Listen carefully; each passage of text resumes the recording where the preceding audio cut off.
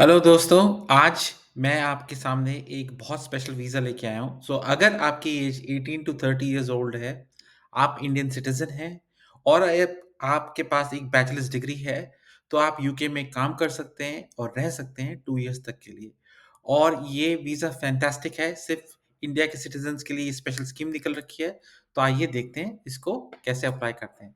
सबसे पहले हम आएँगे वेबसाइट जिसका नाम है gov.uk और उस पे हम लिखेंगे इंडिया यूथ स्कीम और हम सर्च करेंगे तो India young professionals scheme visa आता है। अच्छा, अब इस वीज़ा में क्या रिक्वायरमेंट्स है वो मैं आपको बताने जा रहा हूँ। इस वीज़ा के लिए एलिजिबल होने के लिए आपको 18 से 30 इयर्स ओल्ड होना ज़रूरी है। इसमें आपको इंडियन सिटीज़न होना ज़रूरी है और आपको ये वीज़ा 2 इयर्स के लिए मिलता है। इसकी सबसे एक्स्ट्राऑर्डिनरी बात ये है कि ये इंग्लैंड और इंडिया के बीच में ट्रेड रिलेशंस की एक रेसिप्रोकल एग्रीमेंट है, जिसके अंदर ब्रिटिश लोग जो 18 टू 30 ईयर ओल्ड्स हैं, वो भी इंडिया आके काम कर सकते हैं, इंडिया में अप्लाई कर सकते हैं और उसी तरीके से इंडिया के भी यंग प्रोफेशनल्स यूके में जाके 2 साल के लिए काम कर सकते हैं। लेकिन क्राइटेरिया क्या है? उनकी एज 18 टू 30 के बीच में होनी चाहिए, जो रेसिप्रोकल एग्रीमेंट में है। अब सबसे पहले आप देख लें कि वीज़ा है क्या? India Young Professionals Scheme visa allows Indian citizens between the ages of 18 to 30 year old to live and work in the UK for up to 2 years, as I told you. लेकिन ये visa ये ऐसा visa नहीं है कि कोई भी apply कर सकता है। इसमें एक छोटा-सा चैलेंज ये है कि ये बैलेट स्कीम पे, जो एक तरीके से लॉटरी के ड्रॉ पे डिपेंड करता है और वो यहाँ पे लिख रखा है, "you must be selected in Indian young ballot professional scheme ballot before you can apply for this visa. To enter ballot, you must declare you are eligible for this visa." Now to be eligible क्या requirement है, वो मैं बाद में बताता हूँ। लेकिन ballot का मतलब क्या है कि ये जो बैलेट है फ्री है, साल में 2 बार खुलता है, एक बार फ़रवरी में खुलता है, एक बार जुलाई में खुलता है और इस टाइम पे 2025 के अंदर ये बैलेट खत्म हो चुका है और इसकी डिमांड इतनी ज़्यादा है कि विदिन 1 टू 2 डेज़ ये फिल हो जाता है और बैलेट अप्लाई करने के लिए आपको कोई फ़ीस की ज़रूरत नहीं है, सिर्फ़ आपको पासपोर्ट, आपका डेट ऑफ बर्थ, पासपोर्ट की कॉपी और आपकी जो ईमेल, फ़ोन नंबर्स, ये डिटेल्स प्रोवाइड करने की ज़रूरत है, that's it. Once you enter the ballot, जो 3000 की लिमिट के अंदर है, आप उसमें आपको 2 हफ्ते या 3 हफ्ते में डिसीज़न आ जाएगा कि आप उसमें रैंडमली सिलेक्ट हुए हैं या नहीं हुए हैं। अच्छा, जो भी डिसीज़न आता है बैलेट का, वो फाइनल है, आप उसको अपील नहीं कर सकते क्योंकि वो रैंडमली हो रहा है। अगर आप 30 साल के हैं अभी भी, मतलब 30 साल और अभी 31 नहीं लगे हैं, तो भी आप अप्लाई कर सकते हैं क्योंकि इसमें क्या है कि अगर आप 31 के वीज़ा, जैसे आपको वीज़ा मिल गया लेकिन आप उसके कुछ महीने बाद 31 के हो जाएँगे, तो भी आपके लिए ये वैलिड होगा वहाँ पे। तो इसलिए बहुत इम्पोर्टेंट है कि अगर आप 18 से 30 की एज के बीच में हैं, तो आपको ये अप्लाई करना चाहिए। अब मैं आपको दिखाता हूँ इसका एलिजिबिलिटी क्राइटेरिया है क्या? For example, you must B Indian citizen which is easy, जो कि आप हैं। 18 से 30 के बीच में आप होने चाहिए, तो आपके पास प्रूफ होना चाहिए। आपका पैन कार्ड, आपका बर्थ सर्टिफ़िकेट या फिर आपका passport copy, that should be sufficient और एलिजिबल क्वालिफ़िकेशन। अब इसकी कमाल की बात क्या है कि आपको सिर्फ़ ग्रेजुएट होना है, right? If you hold a bachelors degree equivalent, मतलब बैचलर्स डिग्री जो इंडिया में होती है, चाहे 3 साल की या 4 साल की जो भी होती है, अगर आपके पास ट्रांसक्रिप्ट है, आपके पास डिग्री है, तो आप इसके लिए एलिजिबल हैं। कोई परसेंटेज की ज़रूरत नहीं है कि आपको 80% लाने, 60% लाने हैं, आपके पास वो डिग्री होनी चाहिए। That is the main requirement. उसके अलावा आपके पास कम से कम जो फंडिंग होनी चाहिए, बैंक अकाउंट में दिखाने के लिए, वो होनी चाहिए £2531। इस टाइम पे मुझे एग्ज़ैक्ट रेट तो नहीं पता पाउंड का, ₹110 हो सकता है, लेकिन करीबन ये 2,60,000 2,70,000 रुपए होते हैं, जो आप अपने अकाउंट में आपको दिखाने पड़ेंगे। अच्छा, इसमें चैलेंज क्या होता है कि ये जो फंडिंग है ना, ये फंडिंग आपको लास्ट के 20 डेज़, जैसे मान लो आपका बैलेट में आंसर आया कि अब आप अप्लाई कर सकते हैं, तो आपको 90 डेज़ मिलते हैं आपको वीज़ा अप्लाई करने के लिए।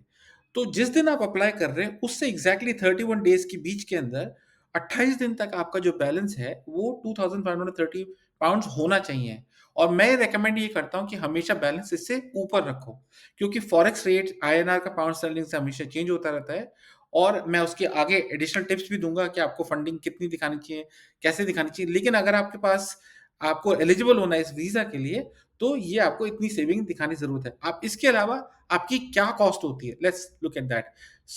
फॉर एग्ज़ाम्पल एलिजिबिलिटी हम देख रहे हैं, ये एलिजिबिलिटी है।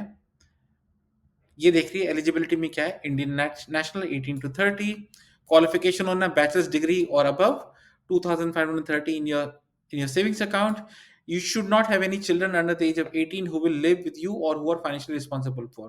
मतलब आपके बच्चे नहीं होने चाहिए जो आपके साथ रहेंगे, और you should not be responsible financially responsible for. You must select the India young professional scheme ballot first before you apply for the visa. Like I told you कि लेट्स इस पे क्लिक करके देखते हैं कि entering the ballot, all the ballots for the year 2025 Indian Young Professional Scheme have been closed. The next ballot is in 2026 which will be published. So इस page को save करके रख लेना है, मैं लिंक में नीचे लगा दूंगा. So ballot में आपको क्या क्या डालना होता है, your name, date of birth, your passport details, your scanned copy of the passport, so which means each and every page of your passport, colored copy, your phone number and email address. This is completely free. So अगर आज की date में आपके पास पैसे नहीं है, you can still apply, right? But अभी ballot closed है, तो अभी apply मत करना. Successful ballot entries will be picked at random, means कोई manually नहीं करेगा, automated system होता है. You will be sent the results within 2 weeks. It is free to enter, ये देख सकते हैं आप. You should only enter if you plan to apply for the visa. So जैसे ही आपका बैलेट में नंबर आ जाता है, तो आपको तभी करना चाहिए जब आपको ये अप्लाई करना है. उसके बाद आपके पास 90 डेज होते हैं, जिसकी वीजा फीस है 319 पाउंड्स, जो कि करीबन 34-33,000 depending on the exchange rate, ये रुपीस होता है. And you meet all the eligibility requirements such as qualification and enough money to support. There were 3,000 places available for the India Young Professional Scheme visa in 2025. Most places were made available in February ballot. So meaning क्या है कि मान लो अब नया साल आने वाला है, दिसंबर खत्म होगा और जनवरी स्टार्ट होगा, तो मेक श्योर कि आप इस पेज की डिटेल्स रखें, अपने आप को सब्सक्राइब करके रखें मेरी चैनल से, ताकि मैं आपको इन्फॉर्म कर सकूं कि किस दिन ये अवेलेबल होगा, क्योंकि बैलेट में अप्लाई करना कंप्लीटली फ्री है, राइट? तो make sure you subscribe to my channel, ताकि मैं आपको बता सकूं कि इस दिन ही बैलेट होगा, और 2 दिन में चला जाता है, इसलिए बहुत इंपॉर्टेंट है. तो आपको अप्लाई करना एक फरवरी में होता है और एक जुलाई में होता है, तो यहाँ पे लिख रखा है most places were in February ballot and the second was final ballot was in July. Last year मतलब इस साल में 2025 के अंदर 22 जुलाई को खोला था और 24 जुलाई को खत्म भी कर दिया था उन्होंने बैलेट, क्योंकि इतनी जल्दी एंट्रीज हो जाती हैं. तो मैं आपको ये रेकमेंड करूंगा कि please make sure you subscribe to my channel, ताकि मैं आपको डेट्स दे सकूं, अनाउंस कर सकूं, और आप फटाफट अप्लाई कर सको. और it's a matter of luck, क्योंकि बैलेट में ऑटोमेटेड है, बहुत लोग अप्लाई करेंगे, लेकिन जितनी जल्दी आप अप्लाई करोगे तो आपके चांसेस बन जाते हैं, और अगर आपका चांस बन जाता है तो आप 90 डेज में इसको अप्लाई कर सकते हैं. अच्छा, एक चीज और है, you have 90 days to apply from the date of email to apply for the online visa, pay the visa application fees and immigration health surcharge, provide fingerprints. अब ये इमिग्रेशन हेल्थ चार्ज है क्या, मैं आपको बताता हूँ. जब आप यूके में अप्लाई करते हैं किसी भी वीजा के लिए जहाँ पे आपको 6 मंथ से ज्यादा जाके रहना पड़ रहा है, चाहे से वर्क वीजा हो, स्टडी वीजा हो, तो उसमें क्या होता है कि आपको हेल्थ के लिए एक सरचार्ज फीस होती है, और वो स्टूडेंट वीजाज और यूथ मोबिलिटी स्कीम वीजाज के लिए डिफरेंट होती है. और जो लोग डिफरेंट वीजास पे जाते हैं, जैसे स्पाउस वीजा हो गया या आईएलआर हो गया, उस पे अलग फीस होती है. तो मैं आपको फीस दिखाता हूँ कि आपकी फीस कितनी होगी. सो बेसिकली आपको वीजा फीस होगी 319 पाउंड्स, जो कि करीबन 32 to 34,000 रुपीज हो सकते हैं. एंड इमिग्रेशन हेल्थ चार्ज में जब मैं क्लिक करता हूँ तो आप देख सकते हैं कि आपकी फीस कितनी होगी, जो आप हेल्थ की कवर के लिए होती है. So how much you have to pay, have a look. So 776 pounds per year for the students, dependents, and those on youth mobility scheme visa. Means आप इस वीजा पे होंगे तो 776 पाउंड, जो कि करीबन 78 टू 79,000 रुपीज होंगे पर साल का. क्योंकि ये 2 साल का वीजा है तो आपको देने पड़ेंगे 1,552 पाउंड स्टर्लिंग, जो कि करीबन 1,54,1,55,000 होंगे, depending on the exchange rate. अच्छा, जब आप ये वीजा अप्लाई करते हैं और मान लें आपका वीजा रिजेक्ट हो गया, तो वीजा फीस जो 319 पाउंड की, वो कभी भी रिफंड नहीं होती, लेकिन ये जो हेल्थ चार्ज होता है ये ऑटोमेटिकली रिफंड हो जाता है. ये चीज ध्यान में रखने की जरूरत है, राइट? सो अगर हम बैक करते हैं और बैक जाते हैं, सो जैसे मैंने आपको बैलेट के बारे में बताया, अब मैं आपको दिखाता हूँ कि आपके पास बैचलर्स क्वालिफिकेशन होनी चाहिए. अच्छा, इसके अलावा आपको और क्या जरूरत है कि आपके पास 2,530 पाउंड अकाउंट में होना चाहिए, और आपको look, you will need to have had the money available for at least 28 days in a row, and day 28 must be within the 31 days of applying for the visa.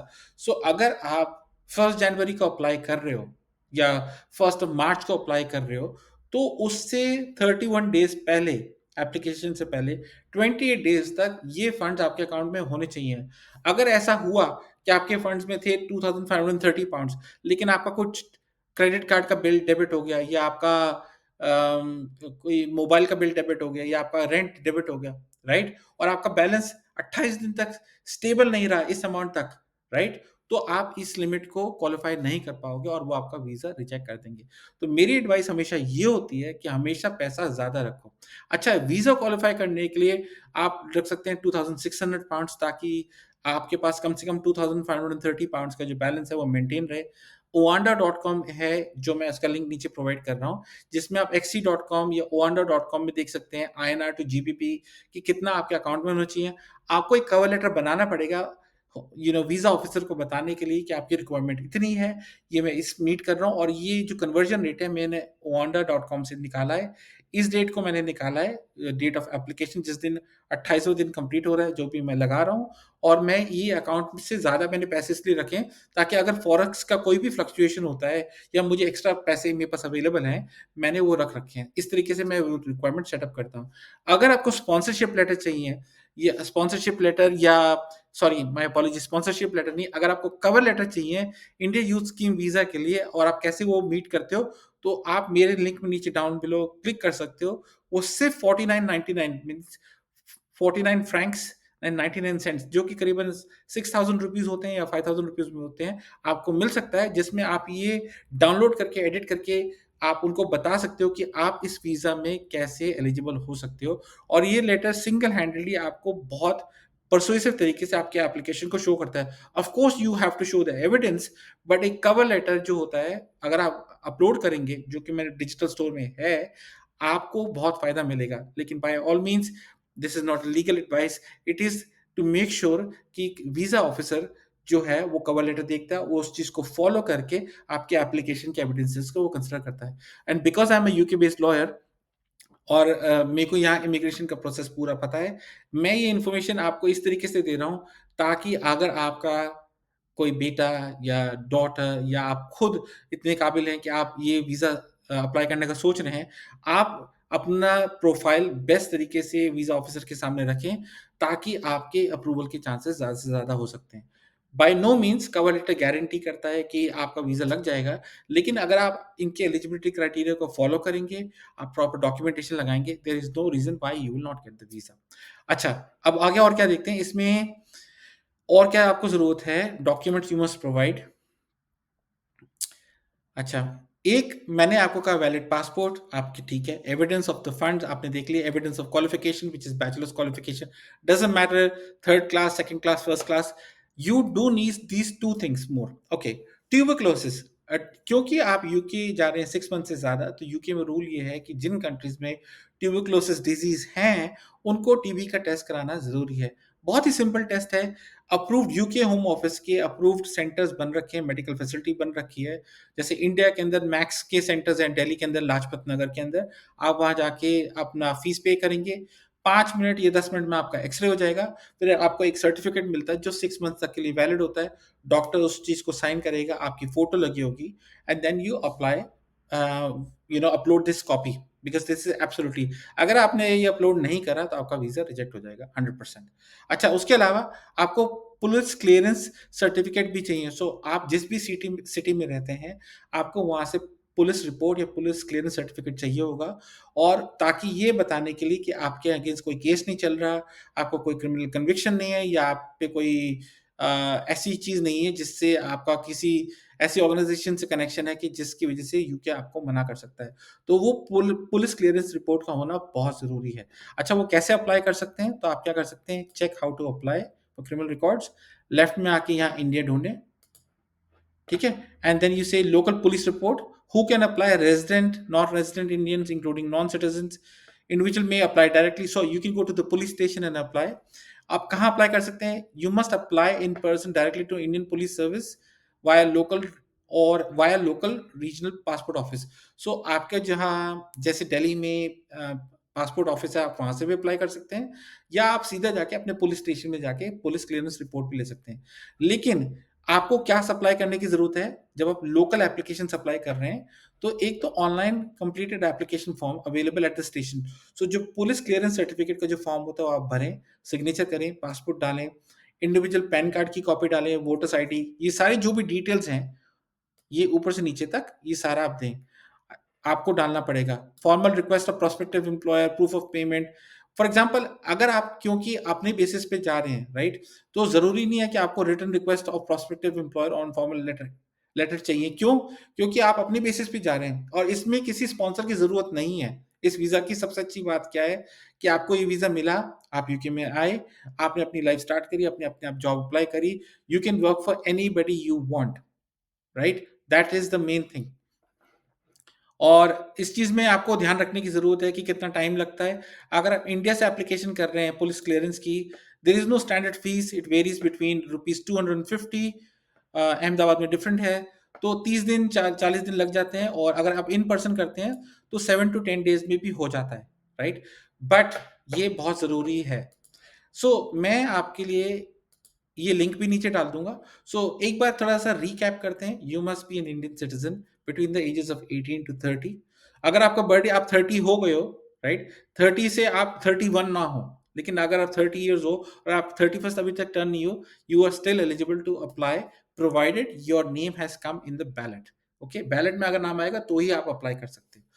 आपको bachelors degree दिखानी है, आपकी जो equivalent qualification है, tuberculosis का certificate दिखाना है जो कि बहुत आसान है, पुलिस क्लियरेंस रिपोर्ट देनी है जो कि बहुत आसान है। मेक श्योर कि ये सारे डॉक्यूमेंट्स इन ऑर्डर है, और उसके बाद आपको अप्लाई करना है ऑनलाइन। अच्छा, अप्लाई कैसे करेंगे, उसका प्रोसीजर क्या है कि जब आपने बैलेट के लिए अप्लाई करा, लेट मी सी, अगर हम यहाँ पे आते हैं, ये रहा बैलेट का, यहाँ पे आप get emails about this page कर सकते हैं, check if you are eligible for this visa. और आप जब अपने आप को करेंगे, इस पे क्लिक करेंगे, तो एक कि आपको रजिस्टर करने का बोलेगा, create a gov.uk one login. आप जब ये लॉगिन बनाएंगे तो आपको इंटीमेशन आएगा कि आज बैलेट खुल चुका है, या आज बैलेट खत्म हो चुका है, या बंद हो चुका है, या आप सक्सेसफुल हैं। उसी ईमेल के अंदर अगर आपका बैलेट में नाम आया तो आपको ईमेल आएगा कि अब आपके पास 90 डेज हैं, अब आप वीजा अप्लाई कर सकते हैं। ठीक है, ये बहुत जरूरी है। और अब मैं आपको बताता हूँ कि मान लीजिए कि आपने बैलेट में अप्लाई करा और आपका नाम आ गया, यू आर वेरी हैप्पी। अब ये वीज़ा से आपको बेनिफिट क्या है, मैं आपको बताता हूँ। क्योंकि ये रेसिप्रोकल एग्रीमेंट है between the UK and the Indian government, where both the citizens of the UK can also between the ages of 18 to 30 can come to India and work in the same way. India के लोग भी England में बाहर जाके काम कर सकते हैं 18 टू 30 के एज के अंदर।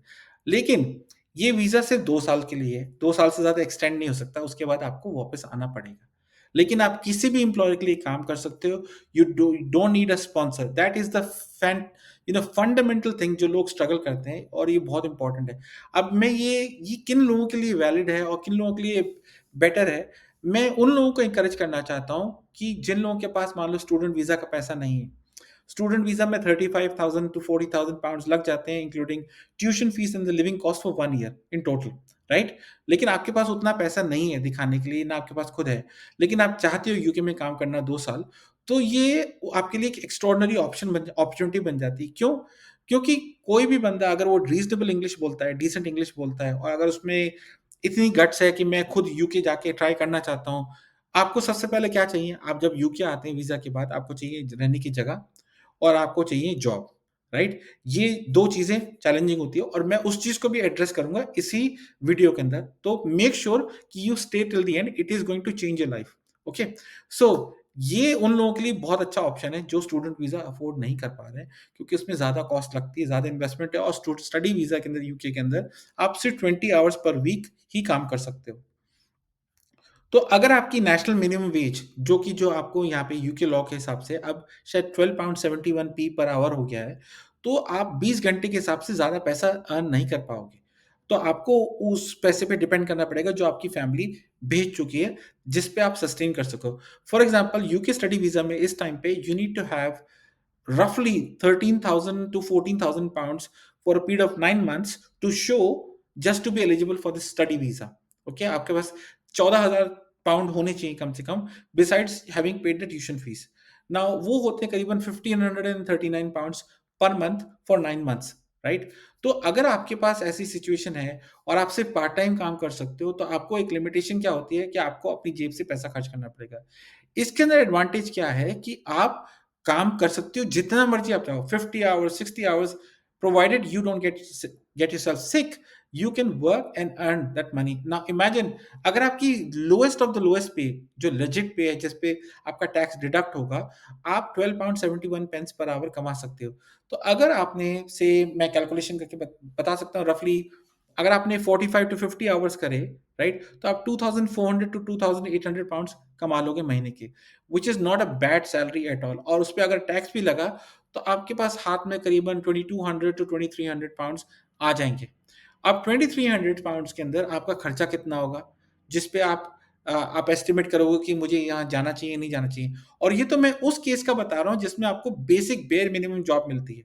जैसे और बेयर मिनिमम जॉब्स क्या होती हैं, जैसे किसी रिटेल आउटलेट में लग गए, मैकडॉनल्ड्स में लग गए, किसी क्लोथिंग स्टोर में लग गए, Zara, Prada, you name it, right? London में इतनी जॉब्स हैं हद से ज़्यादा, राइट? बस आप में इतनी डिटर्मिनेशन होनी चाहिए कि आप उन जॉब्स को अप्लाई कर सकें, and then you should just interview yourself, speak decent English, and be hardworking, and then you will most likely get an opportunity very quickly.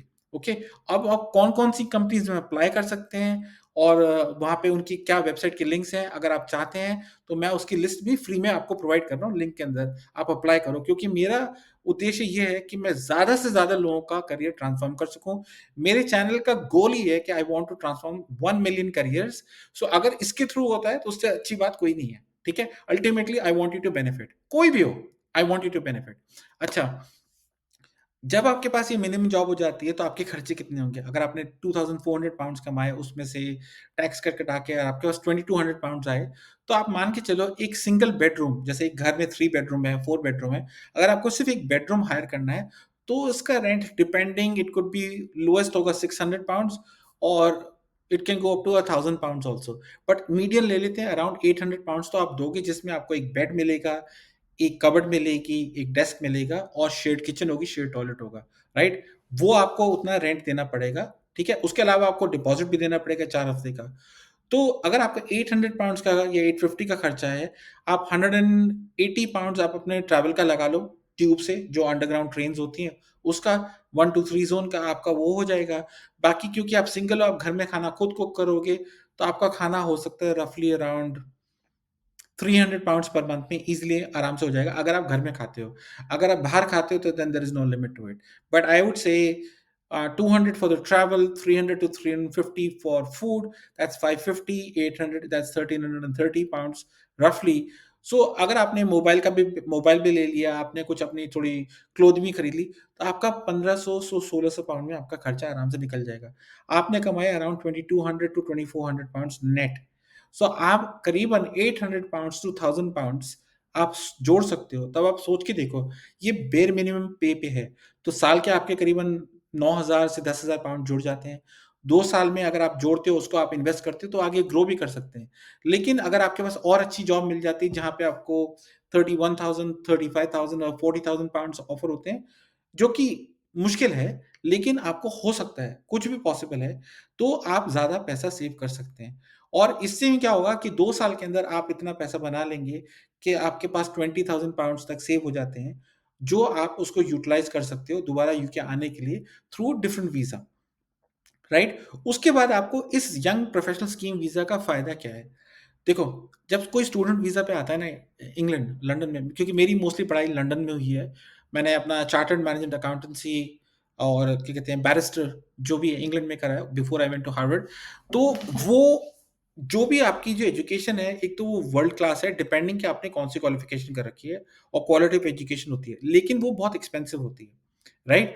लेकिन अगर आप सीधा यूके आके आप काम करने लगते हैं, आपको 1 महीने में, 15-20 दिन में या डेढ़ महीने में काम मिल गया, तो आप एक तो ये चीज़ सीखेंगे कि इंटरनेशनल कल्चर में कैसे हमारे को डील करना होता है, कैसे लोगों से मिलना होता है, कहाँ यहाँ का कल्चर का मैनरिज़्म क्या है, कैसे हाउ क यू कैन प्रोग्रेस, राइट? कैसे अपने बजट को खुद अपने आप मैनेज करना है इतनी यंग एज पे, राइट? क्योंकि स्टूडेंट वीज़ा में क्या होता है कि आप सिर्फ़ 20 घंटे काम कर पाते हो, आपको पढ़ाई भी करनी है। सो कोई ना कोई चीज़ जो होती है ना, वो इम्पैक्ट पड़ता है उसपे। लेकिन इस टाइम पे आप क्या कर सकते हो, आप घूमने के लिए जा सकते हो, आप काम कर सकते हो, आप जो मर्ज़ी चाहे कर सकते हो। तो आप ऐसा भी कर सकते हो कि आपने पूरे 8-9 महीने काम करा और आपने 1 महीने की छुट्टी लेके आपने अपना वर्ल्ड टूर करा। You can fund all of that from this earning that you are getting. और उसमें क्या होता है जब आप अकेले रहते हैं तो आपकी जो ग्रूमिंग होती है through the difficult circumstances and the challenges that you get, you know it is at to the next level. क्योंकि आप जब 2 साल की वीज़ा में इंग्लैंड आ गए और आपने अपने आप को सेट कर लिया 2 साल के लिए, तो आप किसी भी कंट्री में जाके ज़ीरो से स्टार्ट कर सकते हो। क्योंकि स्टार्ट करने के लिए आपको क्या चाहिए? मकान चाहिए और आपको जॉब चाहिए और आपको पता होना चाहिए कि सोशल सिक्योरिटी नंबर कैसे होना चाहिए, कितना इनकम टैक्स है, कैसे डॉक्टर पर रजिस्टर होना है, राइट? ये सारी चीज़ें पता होनी चाहिए। अब आती है बात कि जब आपको वीज़ा मान लो ग्रांट हो गया, तो आपको मकान ढूँढना है। कभी भी इंडिया से पैसे मत भेजना किसी एजेंट को, किसी के पास कि वो आपकी जगह पक्की करके रखेगा, कभी मत करना। अब इसका मतलब क्या ये है कि आप सीधा हीथ्रो एयरपोर्ट पे उतरो और आप जाके तब ढूँढो, नहीं। एयरबीएनबी या पे आप जाके उन लोगों को ढूँढो जिन लोगों की फीडबैक्स बहुत अच्छे हैं और अपना जो अकोमोडेशन है 10 से 15 दिन के लिए शॉर्ट स्टे के लिए बुक कर लो। नाउ ज़ाहिर-सी बात है ये जो कॉस्ट होगी that will be far more expensive than the other cost when you want to rent a room. अब मैं ये इसलिए बोल रहा हूँ क्योंकि आप जब आके 10-15 दिन रुकते हो और आप वेबसाइट्स पे चेक करते हो और व्यूइंग्स करते हो, तो आपको पता लगता है कि मुझे ये रूम जो इंटरनेट पे ऐसा दिख रहा था कि वाक़ई में ऐसा है या नहीं है? लैंडलॉर्ड कैसा है? क्या ये ट्यूब स्टेशन के पास है या नहीं है? मुझे कितना पैदल चलना पड़ेगा? क्या कोई सुपरमार्केट पास है या नहीं है? राइट? क्या मैं कुछ नेगोशिएट कर सकता हूँ या नहीं कर सकता हूँ? या एक रूम में मैं ही रह रहा हूँ या मेरे साथ एक और कोई बंदा रहेगा?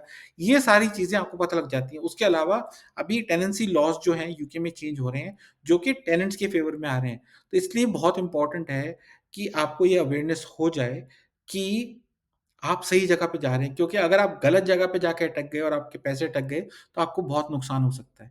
इसलिए मैं ये रिकमेंड करता हूँ कि इवन दो इस वीज़ा के लिए आपको 2530 पाउंड्स दिखाने हैं अकाउंट में, मैं आपको कहता हूँ कम से कम 8 से 10 महीने का पैसा लेके आओ, जो कि करीबन around anywhere minimum 10,000 pounds to 14,000 pounds आप लेके आओ। और वो आपकी एप्लीकेशन में आपको बहुत मदद करेगा, क्योंकि कवर लेटर में अगर हम लिखें, हमारी रिक्वायरमेंट सिर्फ़ 2,500 पाउंड की थी आपकी वीज़ा की। मैं 8 से 10 महीने का बफर लेके आ रहा हूँ based on the student visa calculation, जिसमें कम से कम 1539 पाउंड्स पर मंथ का दिखाना होता है फॉर 9 मंथ्स। मैंने उसी कैलकुलेशन को लेके अपने आप को मैंने 10 महीने का कैपिटल रखा है, ताकि मैं किसी भी यूके पब्लिक फंड्स पे डिपेंड ना हूँ और मेरे पास इतना इनफ क्वेश्चन हो कि अगर मुझे थोड़ा काम मिलने में देरी हो जाए, तो I am able to sustain myself. और इससे यूके वीज़ा ऑफ़िसर के दिमाग में एक पिक्चर आती है कि ये बंदा प्रैग्मैटिक है, प्रैक्टिकल है और ये लॉजिकल है अपने प्लानिंग के अंदर। और इस ये चीज़ आपको कोई नहीं बताएगा। मैं आपको गारंटी दे के कह सकता हूँ, ये चीज़ आपको कोई नहीं बताएगा। अगर आप सिर्फ़ 2,500 पाउंड लेके आते हो, तो आपको सारा टाइम प्रेशर रहेगा कि मेरे को मकान ढूँढना है और मेरे को कितने पैसे देने पड़ेंगे। अगर आपका 800 पाउंड रेंट है, 800 पाउंड वो आपसे डिपॉज़िट लेंगे, 1600, राइट? बाकी बचे आपने 300-400 खाने के लिए ले लिए, राइट? बाकी 200 का, तो आपके 400-500 बच जाएँगे और जैसे ही आपके दिन धीरे-धीरे जाते रहेंगे, आप बहुत नर्वस फ़ील करेंगे, क्योंकि जाते ही एकदम से जॉब नहीं मिल सकती। राइट? अगर आपका लक है तो आपको एकदम से जॉब मिल जाएगी। आपको नेशनल इंश्योरेंस नंबर जो है उसके लिए भी अप्लाई करना पड़ेगा। तो ये बहुत इम्पोर्टेंट है कि आप कुछ क्वेश्चन लेके चलें। लेकिन वीज़ा दिखाने के लिए ना आप कम से कम ढाई 2530 पाउंड्स पाउंड से थोड़ा-सा ज़्यादा ज़रूर दिखाएँ। लेकिन जब आपको वीज़ा ग्रांट हो गया है, मेरी हम्बल रिक्वेस्ट है कि आप कम से कम 8 से 10 महीने का पैसा लेके चलें, ताकि आपको कुशन मिल सके। अच्छा, अब आपको ये कैसे पता लगे कि जिस बंदे से हम डील कर रहे हैं, मकान देखने के लिए, वो बंदा वाक़ई में लैंडलॉर्ड है या नहीं है? तो ये बहुत इम्पोर्टेंट है, क्योंकि यूके में इतने फ्रॉड्स हो रहे हैं हद से ज़्यादा, जहाँ पे लोग इनोसेंट लोगों को फ्रॉड करते हैं, उनका डिपॉज़िट ले लेते हैं और मैं ये बिल्कुल नहीं चाहता हूँ। तो ये एशियन लोग भी हैं, ये डिफरेंट अफ्रीकन कॉन्टिनेंट से भी हैं और कुछ लोग अल्बानिया से भी हैं। सो होता क्या है, मैं किसी कम्युनिटी के लिए नहीं कह रहा हूँ, लेकिन जो देखा गया है, जो बीबीसी में आया है, मैं उसके हिसाब से कह रहा हूँ। Otherwise I respect everyone. लेकिन ये होता क्या है कि ये लोग खुद ये प्रॉपर्टी रेंट पे लेते हैं और उनके टेनेंसी कॉन्ट्रैक्ट में सबलेटिंग अलाउड नहीं होती, लेकिन वो अपने लैंडलॉर्ड को नहीं बताते हैं। उसके बाद वो क्या करते हैं कि वो अपने हिसाब से 3 बेडरूम का घर ले लिया और वो आपको 1 रूम रेंट पे दे देते हैं। Obviously they want to make profit of you. वो आपसे रेंट कलेक्ट करेंगे, आपसे डिपॉज़िट कलेक्ट करेंगे। कॉन्ट्रैक्ट भी लिखेंगे, लेकिन अपने आप को लैंडलॉर्ड बताएँगे जबकि वो लैंडलॉर्ड नहीं है। उसके बाद क्या होता है कि जो उनको रेंट पे करना होता है, जो प्रॉपर लैंडलॉर्ड को, वो नहीं पे करते। जब वो डिफ़ॉल्ट होता है, तो वो लैंडलॉर्ड उनके अगेंस्ट केस लेके आता है। जब वो केस लेके आता है और वो काउंटी कोर्ट से हाई कोर्ट में आ जाता है और वो रिट फाइल कर देता है, तो बेलिफ्स आके फिर इस बंदे को, जो आपका लैंडलॉर्ड बना हुआ है, उसको निकालने का नोटिस देते हैं। तो उसके अलावा जो भी बंदा उस प्रॉपर्टी में रह रहा है, चाहे रेंट पे कर रखा है, उसको भी उसी टाइम पे निकलना पड़ेगा। और मैं आपको दिखा सकता हूँ, वीडियो में सीरीज़ है कि बेलिस ने कैसे लोगों के साथ ये करा है, जहाँ पे स्टूडेंट्स या जो लोग थे, उनको निकाला गया despite paying the rent, right? ऐसी सिचुएशन आपके साथ ना हो, उसके लिए यूके में एक प्रॉपर्टी डीड्स रजिस्टर है, जहाँ पे अराउंड 7 टू 7.50 के अंदर you type the address where the person is claiming कि वो वहाँ का मालिक है, और आप उसको पे करके आप उसकी प्रॉपर्टी डीड निकाल सकते हैं। और प्रॉपर्टी डीड में नाम लिखा हुआ होता है, राइट? और वो मैं आपको वेबसाइट में लिंक नीचे प्रोवाइड कर रहा हूँ, ताकि आप देख सको कि जो बंदा आपको कुछ कॉन्ट्रैक्ट करने की कोशिश कर रहा है, राइट? वो उस चीज़ का मालिक है या नहीं है। अगर उसका नाम मैच नहीं करता, तो आपको पूछना पड़ेगा कि भाई, तू तो इसका मालिक नहीं है, तो how are you renting this property? So that will help you save money and headache and all of that. और अगर आप ली लॉ के अंदर जाते हो, आप भूल जाओ कि आप लॉयर्स अफोर्ड कर पाओगे, because lawyers are very expensive, right?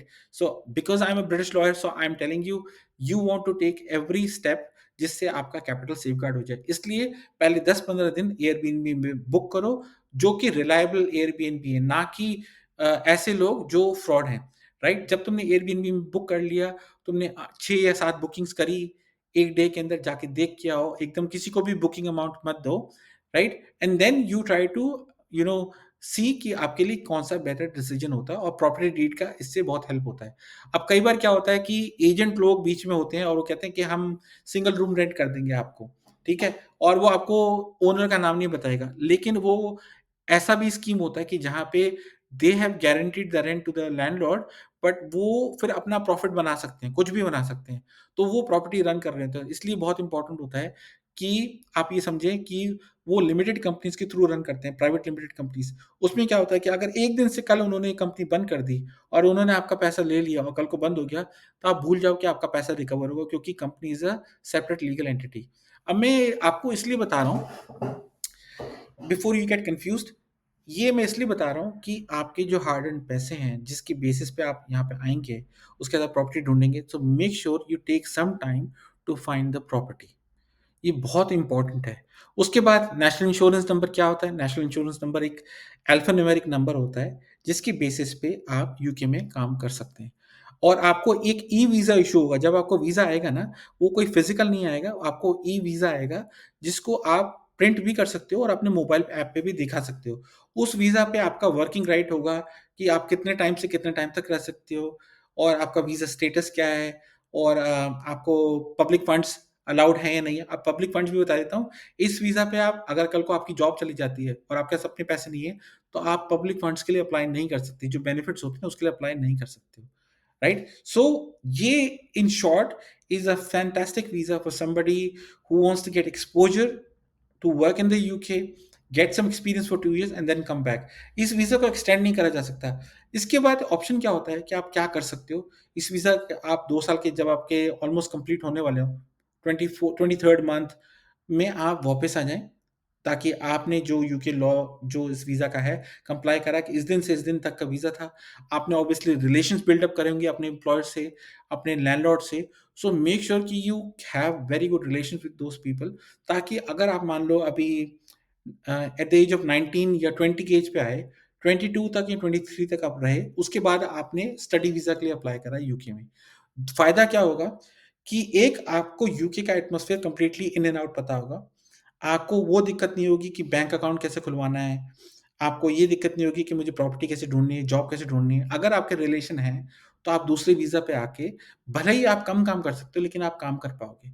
तो क्योंकि आपने 2 साल में पैसा जोड़ लिया होगा, it will go massively in your favour कि अगर आपने स्टूडेंट वीज़ा अप्लाई करा बाद में, तो आप ये बता सकते हो कि मैं पहले यूके जा चुका हूँ, मैं इस वीज़ा पे गया था और इसका पर्पस ये था कि मैं यूके का प्रोफेशनल वर्किंग एनवायरनमेंट का एक्सपीरियंस यूके में ले सकूँ एज़ अ इंडियन प्रोफेशनल।